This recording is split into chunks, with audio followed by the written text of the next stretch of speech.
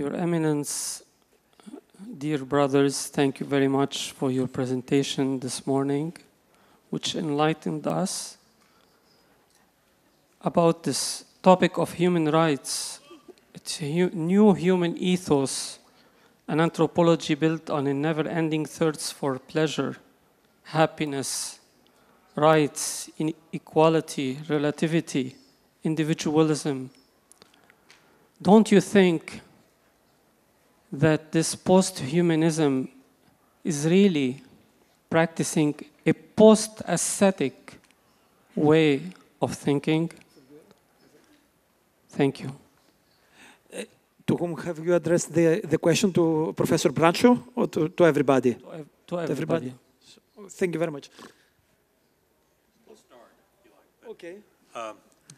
Okay. Yes, I think that's an excellent way to put it.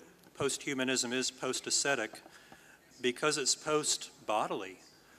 And asceticism is something we do in and through the body, as the last speaker was pointing out, and it's aimed at the transformation of the flesh. So asceticism just simply disappears, and I think it's correct that is really, it's not so much post-human as unhuman, anti-human. It's opposed to what it takes to become truly human. So post-human, the term itself is perhaps misleading. It understates the real gravity of what's being envisioned. Thank you very much, Professor Bradshaw. Θέλει κάποιος από τους άλλους τους... Anybody else who would like to answer the question? Professor Economou, you have the floor.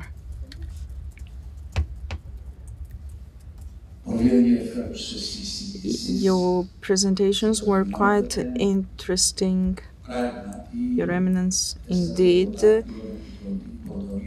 You actually raised the issue of racism by pinpointing the real problems.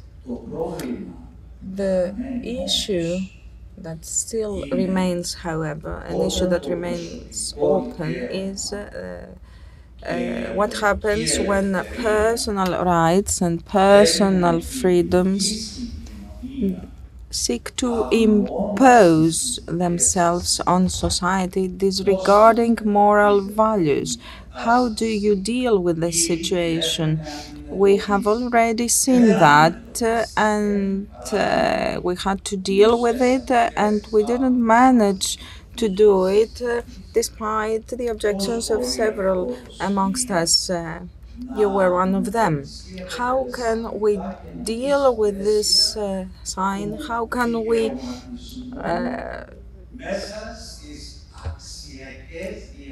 put it under racism and see how to proceed in an appropriate way in terms of values every time a change in human life occurs? And I have a second question. Okay, let's have the answer to your first question first.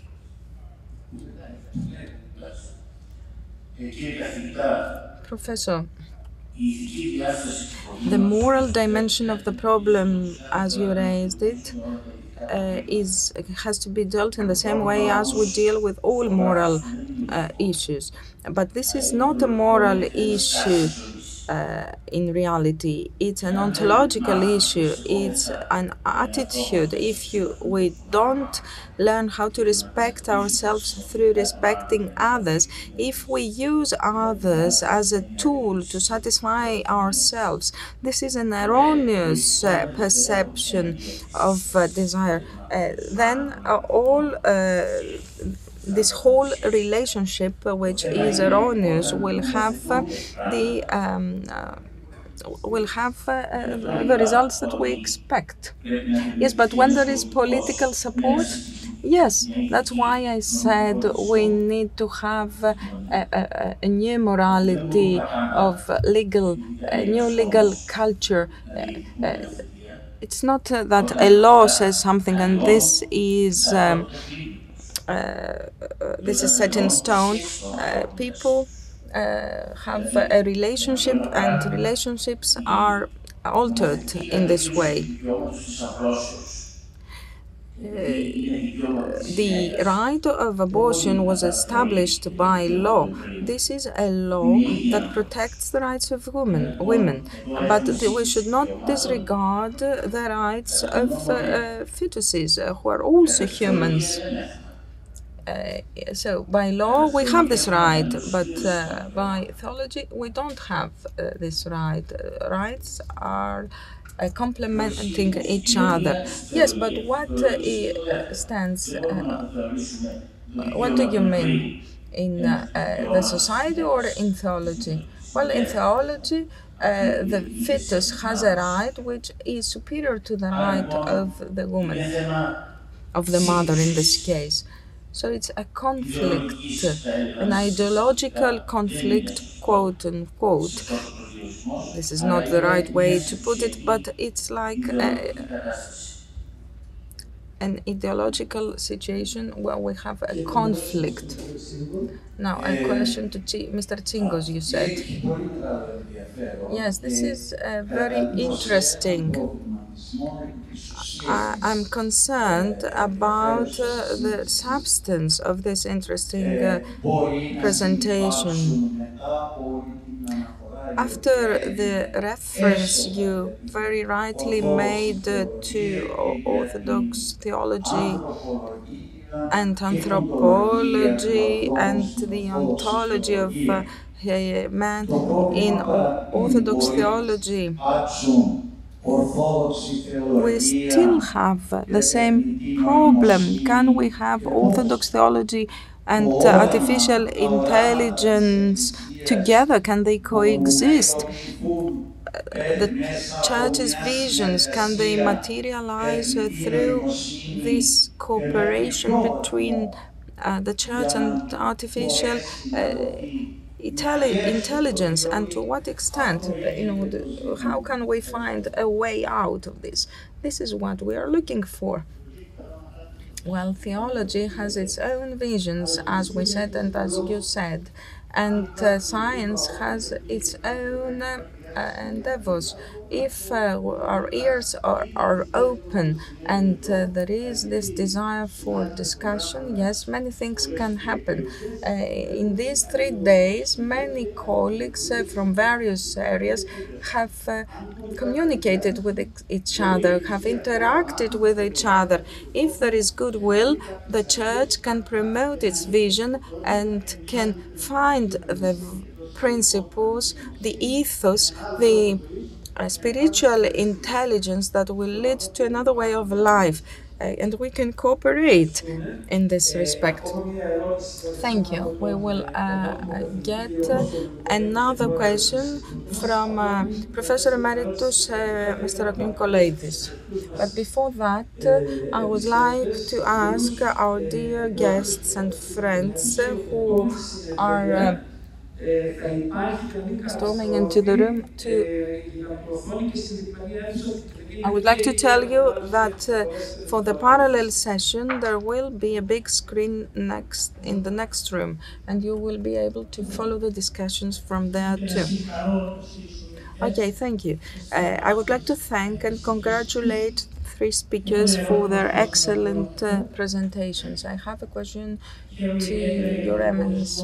I'm so happy for the way you defined freedom on the basis of heteronomy and not autonomy. You said that our interest should be sought in the interest of others. We should look for an alternative pattern, you and not I. How can we communicate all these ideas in the post-humanist society? Well, the post-humanist society and era has actually refuted all that, because it is characterized by individualism and isolationism, an extreme individualism which is expressed through an extreme rightism. I impose to others what I want, and the others have to be silent. And all this has nothing to do with sacrifice, as St. Maximus the Confessor says, but I exploit the silence to my benefit. This postmodernism era, this posthumanist era, cannot accept this principle. But this means that the notion, a man, human, has been altered. We cannot see it as we used to see it. Maybe we have the biological human being, but the concept of humanity, the human being, is not there anymore. And maybe we can have an alteration in the physical characteristics of people. We're not talking about gender. We're talking about we're not talking about sex. We're talking about gender. It's a relationship we have with each other, and this cannot exist in